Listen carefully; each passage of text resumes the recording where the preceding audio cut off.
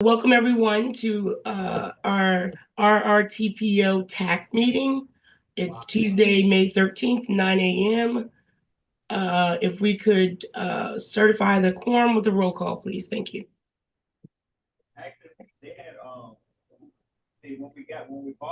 Let's see. Town of Ashland, Miss Amos. Here. Charles City County Vice Chair Adams. Here. Chesterfield County, Miss Smith. Here. Mr. Banuelos. Here. Goochland County, Mr. Gillespie. Mr. Longerbeam. We have Mr. Gillespie. I'm not sure if he's having audio problems, but I will note that he is present. Hanover County, Mr. Vidunez. Moving him over now. Thank you. Henrico County, Miss Smidler. Here. New Kent County, Miss Inman. Powhatan County, Mr. Webb. City of Richmond, Chair Clark. Good morning here. Capital Region Airport Commission, Mr. Rutledge. Plan RVA, Mr. Bushing. Here. Ride Finders, Mr. O'Keefe. Here. DRPT, Mr. Hudson. Here. Ms. Dubinsky. RMTA, Ms. Simmons. GRTC, Ms. Robinson.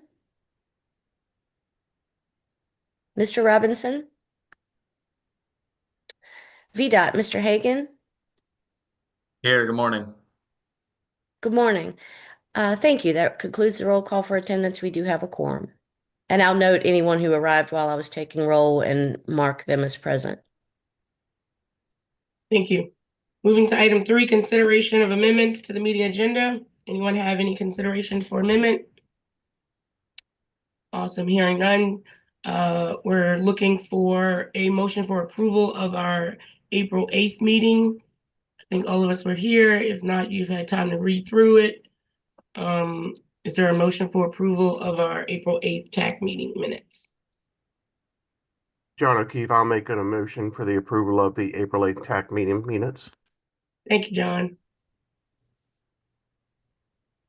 Sharon Smidler, second. Thank you, Sharon. We have a motion and a second. All those in favor, please vote by saying aye. Aye. Aye. All those opposed? Hearing none, thank you. That motion is approved. Open public comment period. Do we have any members of the community, public groups, organizations? We haven't received any requests. Okay, thank you. Mhm. Sorry. Moving on to the next item is the TAC chairman's report. I did just want to briefly take a moment and bring back to this group about the GRTC public transportation plan. That item, as you know, comes before us to align the planning, really like the programming and what they're doing with the funds. And this has typically been a portion that goes towards operating, a portion towards planning, and then a portion towards capital.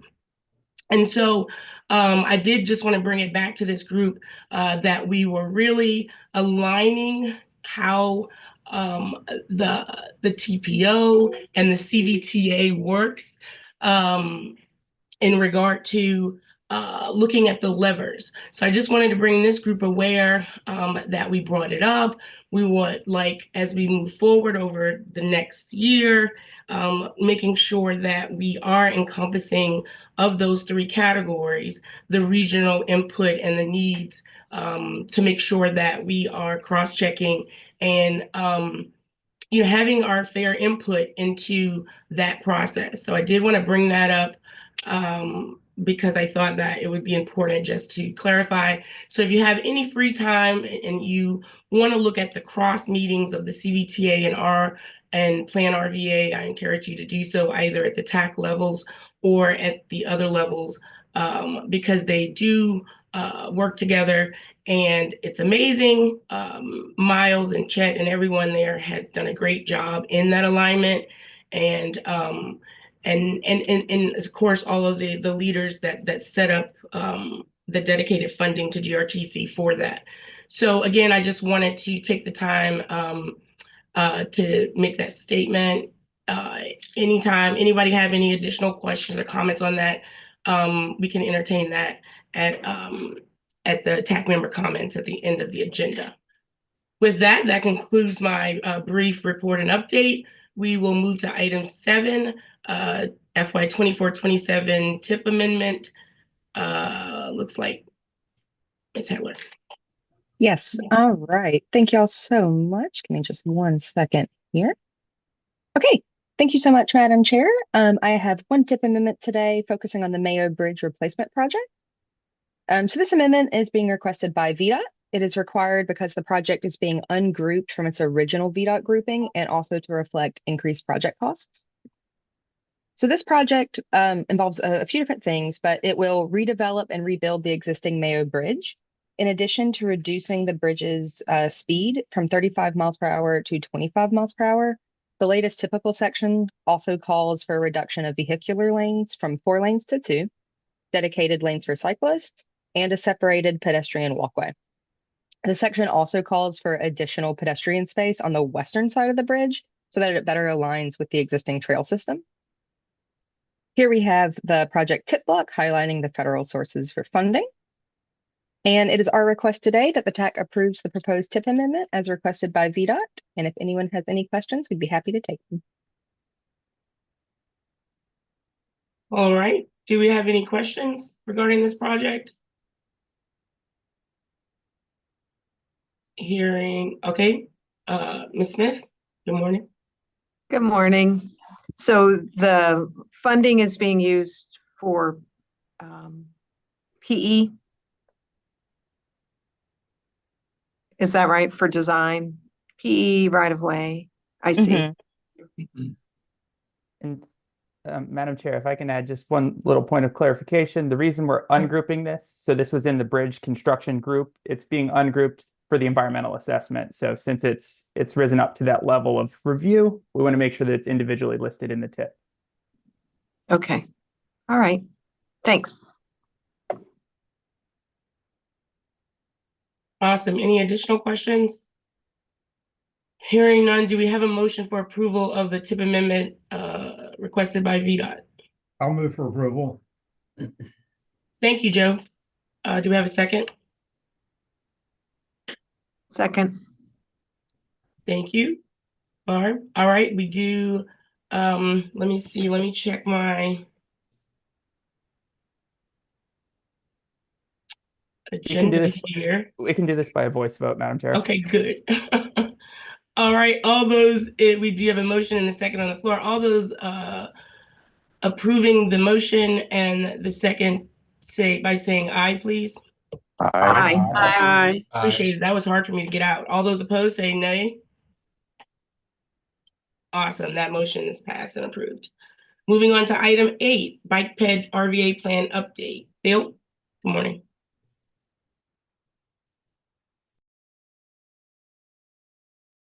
Good morning, Madam Chair. Thank you for letting me present this morning. Yes, we've been working on this for a few months now, update to the bike ped plan. So I'm sorry, let's see if I get my screen to advance. There we go. We have 3 requests this morning for approval. Our list of proposed projects, all the planned infrastructure in the region, our spurs definition, which would match the spine definition we already had as part of the previous plan, or the existing plan, I should say, and then the selected regional spines and spurs. So yeah, as we've been working with every locality in the region, we've collected all of the planned infrastructure, all of the proposed projects, and hopefully this is matching either existing plans with the comprehensive plans, or as some of the localities are proceeding with updates to those comprehensive plans. So as I said, we already had the established spine definition from the bike ped plan. We had our proposed spur definition. Let me see. As you can see here, spur route refers to an active transportation corridor that serves to connect vulnerable road users to activity centers and or to spine routes within the Richmond region on corridors that are safe and comfortable for users of all ages and abilities. So we've passed that along, and then we talked about the proposed spines and spurs.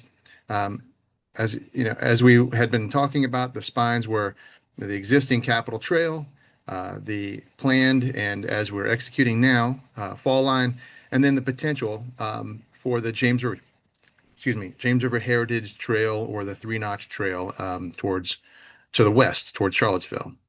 And then, of course, the regional spurs are the intra-regional network, connecting within our area.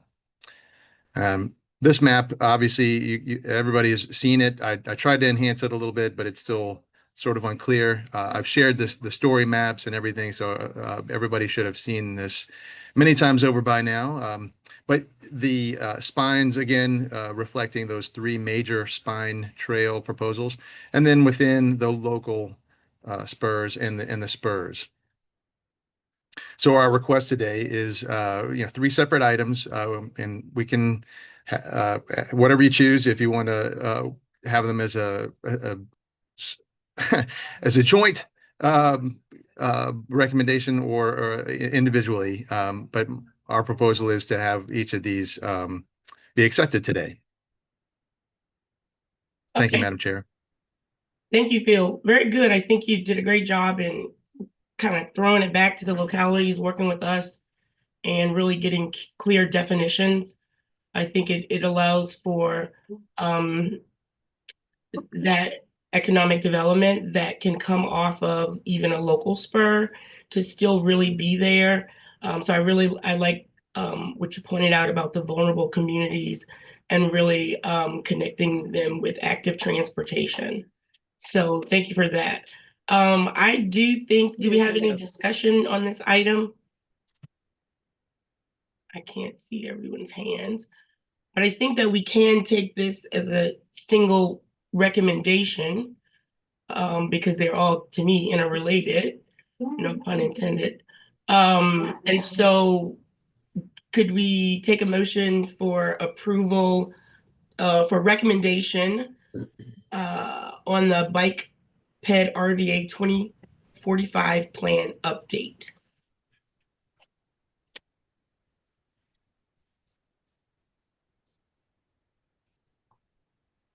And I think that a benefit to this is, of course, funding opportunities, but really serving as your first level planning document when looking for funding for some of these without having had to do a ton of work.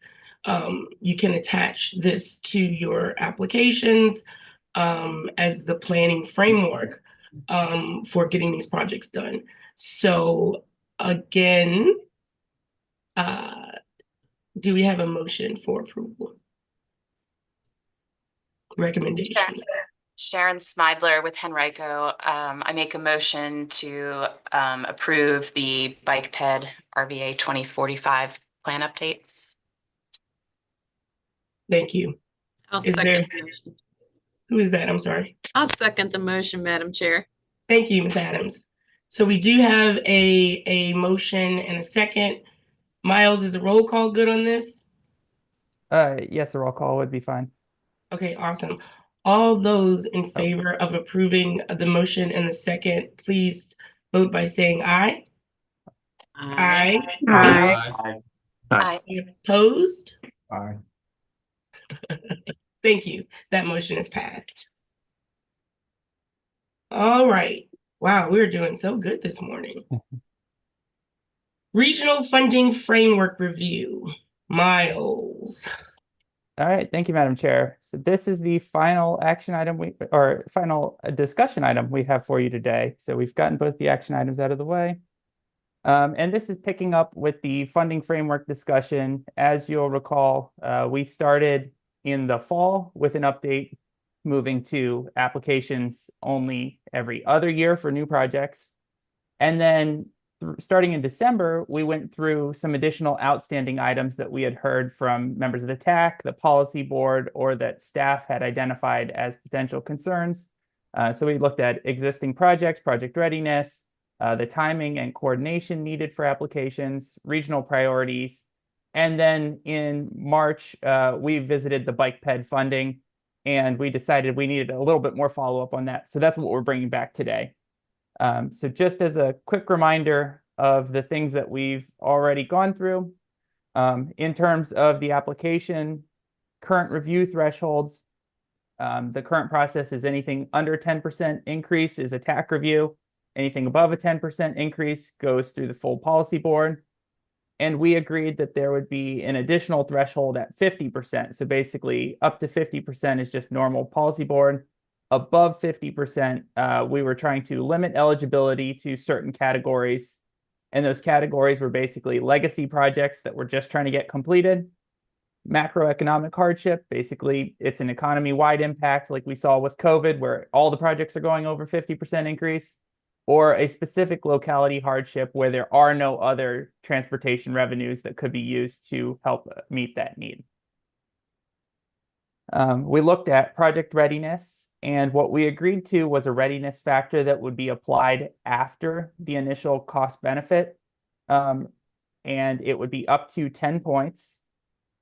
And readiness was basically flagged for certain studies or design work that had been completed, with projects that have NEPA and 30% design complete getting up to 10 points, and then various levels of study getting points, lesser points as we work through that. And that was all based on the readiness requirements and the study requirements from Smart Scale. The next thing that we looked at was reducing the application limits. As we mentioned, there were more applications coming through the RRTP CMAQ program than we had through many of the other programs, which were larger in funding. And so we did agree to reduce the application numbers by a third, which would leave us with 6 for the larger localities and 2 for our non-locality and smaller localities, for a maximum of 40 total applications. Miles, one Yes. second. Could we please mute ourselves, please? Thank you, Miles. Sure. And then for the focus on regional priorities, we had none of the options that were deemed particularly feasible or agreeable to the TAC based on the initial survey. And so we agreed to basically just hold off, wait until we get through the first round or two of the every other year cycle to see if we're starting to get bigger projects, and then also see what the outcome of this LRTP update is and see if we have a different set of priority projects that might screen better, or if the scoring gets adjusted after that. So kind of just wait and see how it shakes out with the changes we're already making. Which brings us to the remaining concern, which was bike ped funding. So the concern that we had heard from members of the TAC was that there was not a dedicated source for the bigger bike ped projects anymore, and they weren't scoring particularly well in RSTP and CMAQ. So even though we'd been funding a lot of bike ped projects, they were smaller scale bike ped projects and not the major arterial corridors that we were looking for. And so we'd initially looked at 3 options, limiting it to projects from the constrained plan, which are very limited, limiting it to multi-jurisdictional trails, so following in the footsteps of the CVTA, or limiting it to anything that was in bike ped RVA, which would include all the projects that we just agreed to. And none of those were viewed particularly favorably. This was out of 5 points in total, so nothing was scoring particularly high. So our recommendation last time was that we did nothing on the RSTP CMAQ side, just sit back, wait and see how it shakes out with all these other revisions for that. But we did want to incorporate that hierarchy of projects into the TAP program. And so on TAP, the way that TAP works, we have our scoring is 80% is based off of the statewide merit score. And then the remaining 20% is based on local factors that we've decided as a region. And so this was our equity emphasis areas, was the initial criteria, and that was based on the requirements in the language for the TAP program, that you have to look at serving populations who are transportation disadvantaged. And then the regional value of the project, which was basically where it falls in that hierarchy within the bike ped plan. And all of this is cost benefit. So it's then divided by $100,000 in cost, and it gives us a value. And so what we proposed last time we met in March was to basically just put some teeth and a little bit more of a detail to this. So the current language basically says regionally significant projects get 10 points. Everything else gets partial points based on the network hierarchy. And so we proposed, following the proposal for the bike ped plan, to do regional spine, regional spur, other local, and not in plan, as shown on the right. And the big concern that we heard was this doesn't factor in pedestrian projects. So a lot of what we get in TAP are pedestrian projects, they're crosswalks, they're sidewalk projects. And so we need to find a way to include those as well. And so what we were proposing this time is a slight revision to the language that's in the document now, which would add all pedestrian improvements within a half-mile watershed of bus stops. So that would include those sidewalks, it would include those crossings, but again, still trying to tie it back to the regional scale. So by adding it to the transit network, that makes it more multi-jurisdictional. It creates more of that regional scale emphasis. And so our proposal was to put that at the same level as the local spur. Because again, we're still trying to prioritize that spines and spurs network, but this is sort of the next tier. So the local spurs off of the trails, and then all the access to transit. So that's the proposal that was on the table and that we sent out in the agenda packet. That's everything I had right now, Madam Chair, but this is a discussion item, so we're here to get input. Our goal is to have a clear direction after this meeting so that for the next TAC meeting, we can come back with the redlined version of the framework document for tax review and recommendation to the policy board.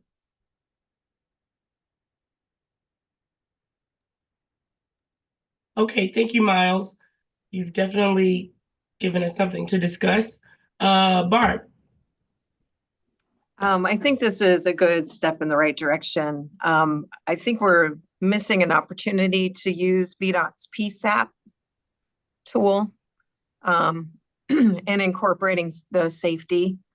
And I don't really think that would be too difficult to work in as a category. So just to clarify, Madam Chair, is the idea, Barb, to add, in addition to the last mile pedestrian access, a PSAP corridor? Basically just any PSAP corridor? Yeah. You know, I guess it's divided up into like top 5%, top 10%. Maybe if you wanted to be more selective, you would just do the top 5. I think anything that is showing up on that map, though, is ought to get some points.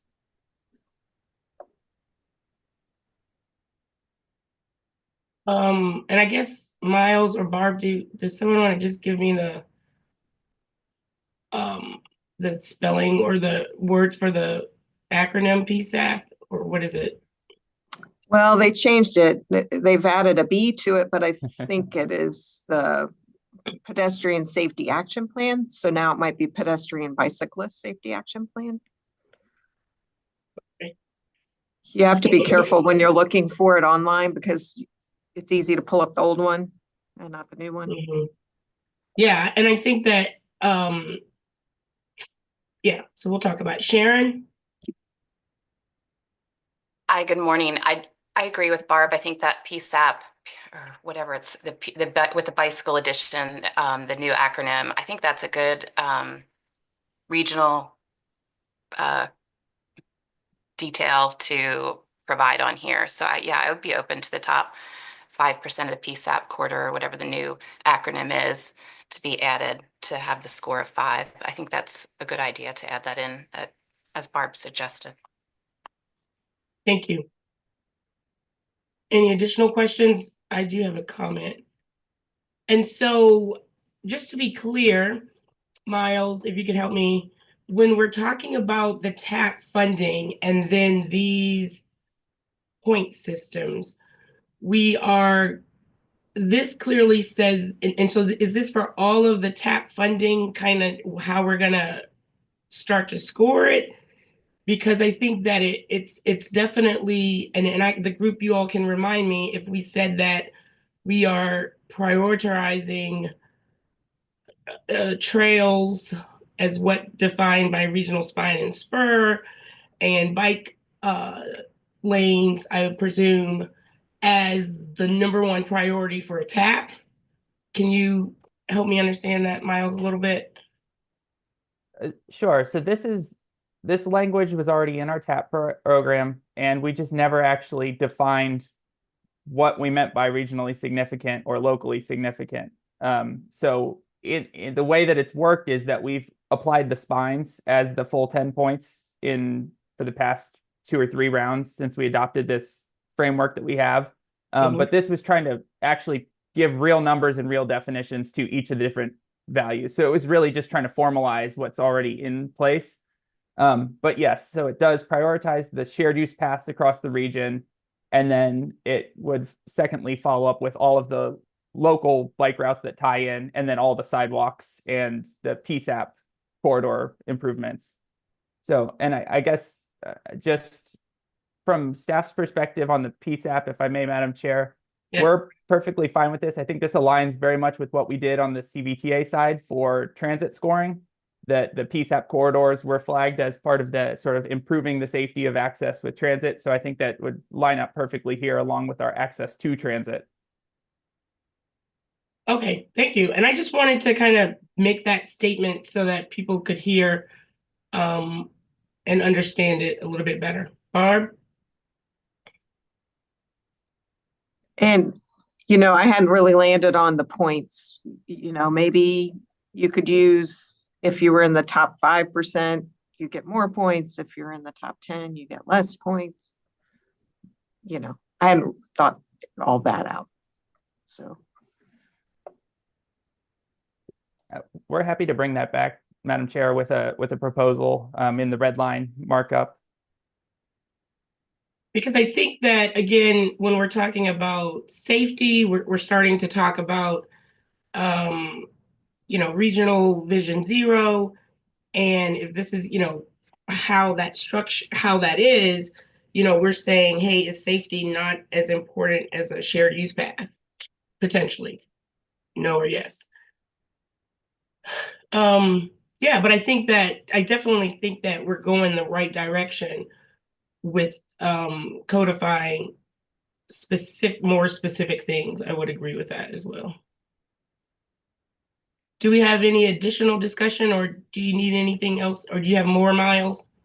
No, Madam Chair, that's all I had for today. So as I mentioned, we'll prepare a red line markup version of the document for next meeting, and that will include all the changes that we've previously discussed, as well as the draft incorporating PSAP and the sidewalk access to transit. Thank you. And as soon before the meeting you could get that out, that would be great. Because are we going to be asking for action on next month? Yes, so we will try and get that to you before the agenda packets go out. Perfect. Do we have any more discussion for this item? All right, hearing none. Transportation agency updates, starting with DRPT. Good morning, everybody. Share a couple updates.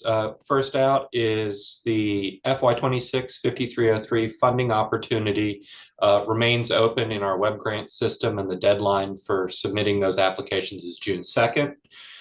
We did finally receive the apportionment information for the 5303 program from the Federal Transit Administration and have since circulated the allocations to all the MPOs. So that information is now available and out there.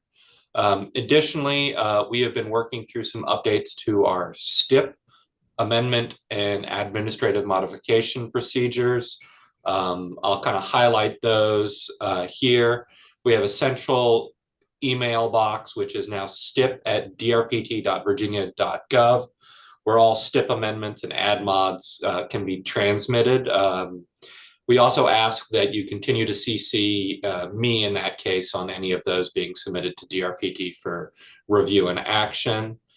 We also have created some templates and forms that we have updated and uploaded to the our web grants document repository section of the system, and those are available for transit agencies and MPOs to use when initiating TIP or STIP actions. Additionally, keeping on the topic of housekeeping, we have revised the state master agreements. This is an agreement that all DRPT grantees sign.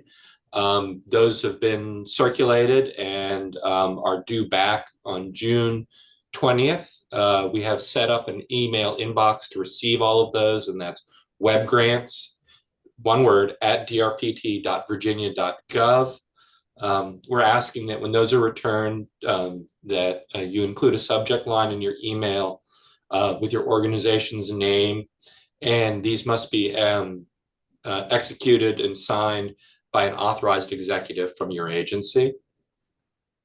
The last item I wanted to mention is the 6-year improvement program. It is in draft form and is available on DRPT's website. If you haven't looked to see what projects or grants you might have been awarded, it's a good opportunity to go in there and look and make sure everything looks accurate and reflective of what you expected to receive. If you notice anything, please reach out to either me or a specific program manager associated with a project, and we can have a discussion there.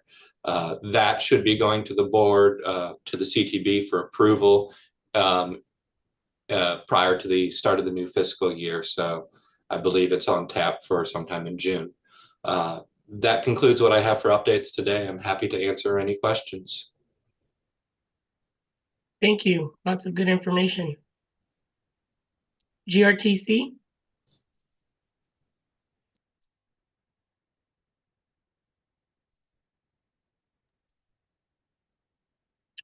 Mr. Robinson, we can't hear you.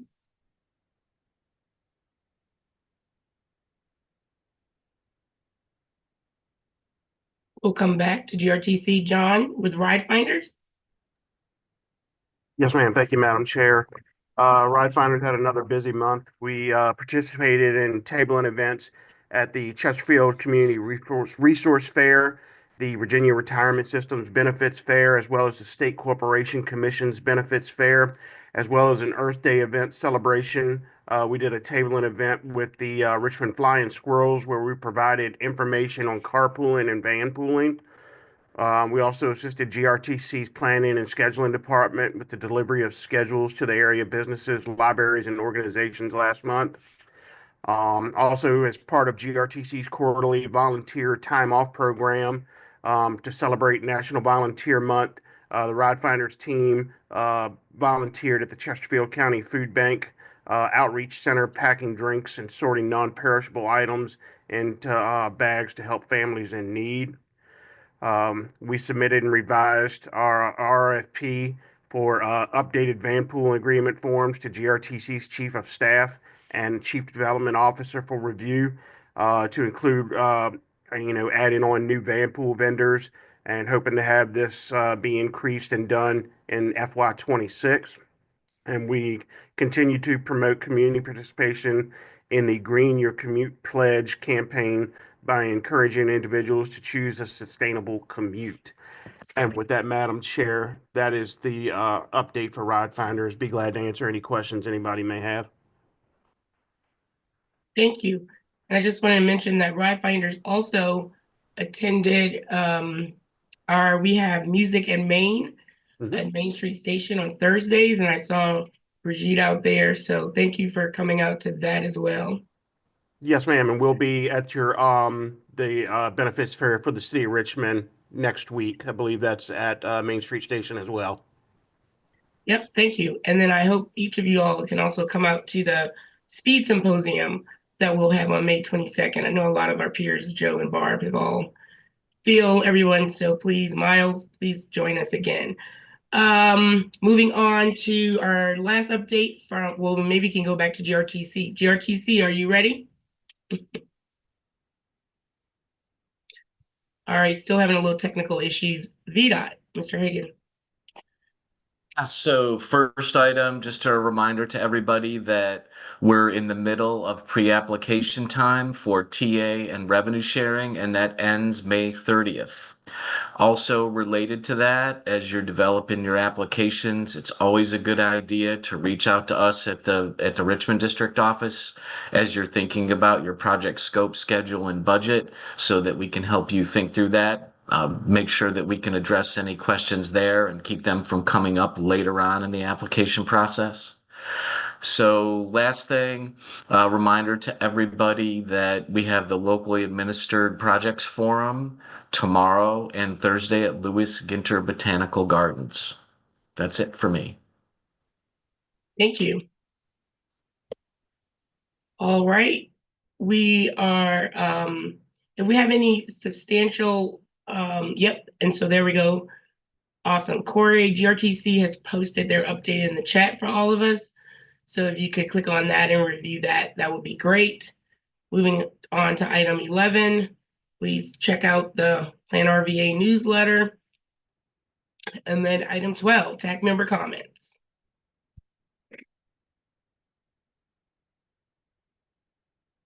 Yes, Ms. Adams. You're on mute. I'm sorry. Thank you, Chairman. I was just looking for the email that the STIP email that Hudson mentioned, if I could get that email again.